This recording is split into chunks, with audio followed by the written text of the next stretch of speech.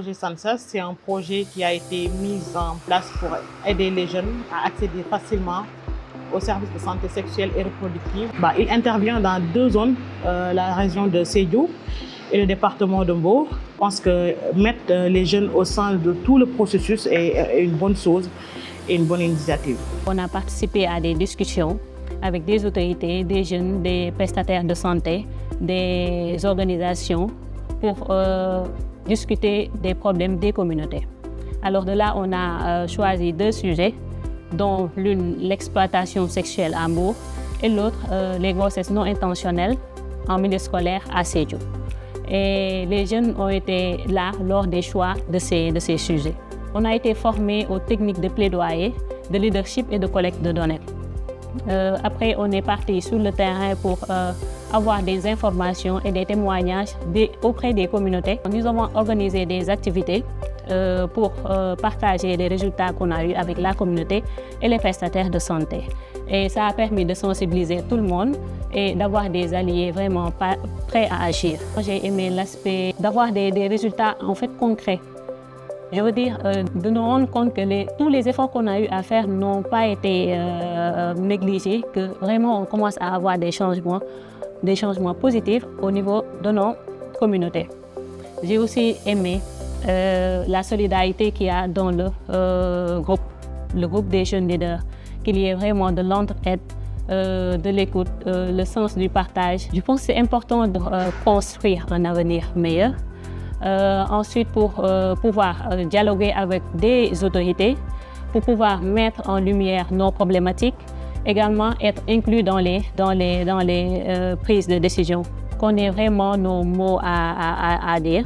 Donc, être jeune leader, c'est être capable de s'exprimer en public, de mener des activités, d'aider, assister et orienter les jeunes qui sont dans le besoin, de sorte qu'ils aient connaissance de leurs droits et devoirs sur leur santé sexuelle et reproductive, qu'ils puissent connaître leur corps. Avec le projet, m'a permis de comprendre qu'en tant que jeune, j'ai le droit et le devoir de prendre mes décisions, ce qui me concerne.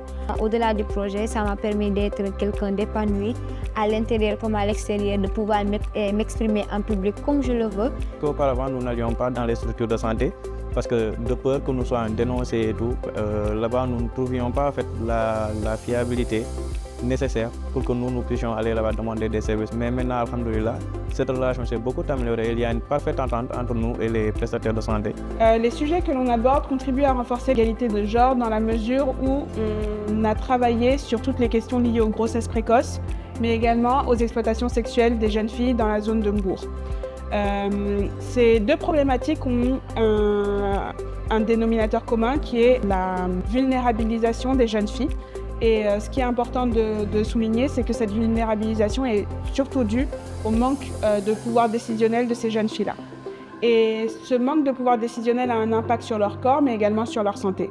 Sur leur corps, pourquoi ? Parce que souvent, avec les difficultés économiques qu'elles peuvent rencontrer, elles vont devoir user justement de leur corps pour pouvoir subvenir à leurs besoins financiers.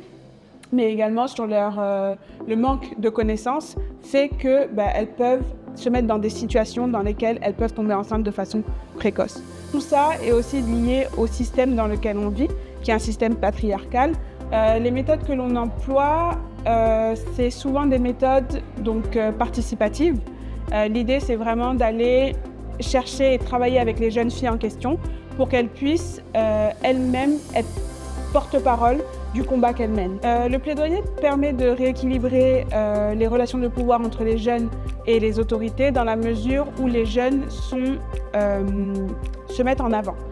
C'est eux qui vont aller taper à la porte des autorités. Et le fait que ce soit eux qui soient sur le devant de la scène, ça permet vraiment aux autorités de se rendre compte qu'effectivement les jeunes ont des problématiques.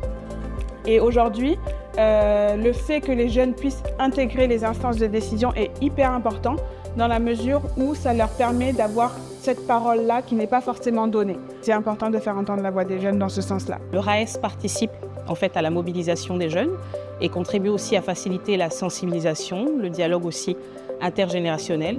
Donc ce sont des activités de masse et de sensibilisation. Et à la suite de ces activités, généralement, ou en amont, on offre des services à bord d'une clinique mobile qui est aménagée et où un certain nombre de prestataires sont mobilisés pour faciliter justement l'accès à ces services de santé, notamment l'offre pour la prévention des IST, pour la prise en charge des IST, mais aussi pour l'accès à la planification familiale pour les jeunes un peu plus âgés. Et également, nous offrons un cadre disons, confidentiel pour permettre aux jeunes de s'exprimer et d'avoir accès aux bonnes informations en matière de SSR. Les 10-14 ans sont généralement en marge. On les considère très peu dans les programmes en faveur pour les DSSR. Et ce que nous faisons, c'est que nous essayons autant que possible de rassurer les parents, de faire tout un travail de sensibilisation. Il y a déjà les données qui sont à notre disposition qui montrent à chaque fois ce gap qui existe par rapport à cette tranche d'âge-là, c'est-à-dire qu'on en sait très peu. Et malheureusement, si on n'a pas une approche intégrée et surtout ciblée par rapport à cette tranche d'âge-là qui est quand même assez sensible parce que l'âge 10-14 ans, c'est l'âge de la puberté, c'est les changements hormonaux, il y a plein de questions que ces jeunes-là se posent et ils et elles vont devoir trouver des réponses avec l'appui des communautés ou pas. Donc, ça va être des jeunes qui vont être en manque d'informations en ce qui concerne la santé sexuelle, santé de la reproduction, mais aussi tout ce qui concerne leurs droits, leur capacité en tant que jeunes et futurs citoyens de ce pays. Aujourd'hui, certains l'ont dit, ce n'est pas que le secteur de la santé qui intervient dans la santé, il y a le secteur de l'éducation, il y a la justice, il y a l'armée, il y a beaucoup de secteurs qui interviennent dans l'éducation. Il faut mettre tout le monde ensemble pour parler le même langage. Les positionnements sur les DSSR, ils sont trop souvent ancrés dans des approches santé publique ou biomédicales. On observe aussi, et malheureusement l'actualité politique nous le montre encore plus, une montée inquiétante des mouvements anti-droits, alors aux États-Unis, mais aussi partout dans le monde, et une remise en cause permanente des droits et surtout des droits des jeunes filles. Dans ce contexte, on voit bien que les DSSR ne sont pleinement garantis finalement sur aucun territoire. On ne peut pas dire que tout le monde, partout, a accès à tout.